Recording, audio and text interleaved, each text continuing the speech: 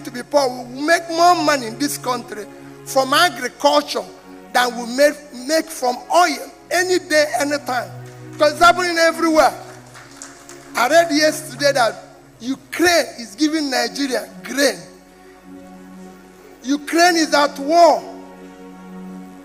The whole of northern Nigeria is 268,000 square kilometers. Ukraine is 603,000 square kilometers. They have no reason to give us grain because we have the land.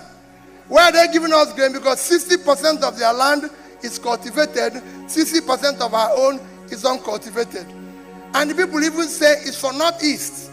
I might be governor of Niger State is here. Niger State can feed Nigeria. Niger State can feed Africa. Niger State is occupying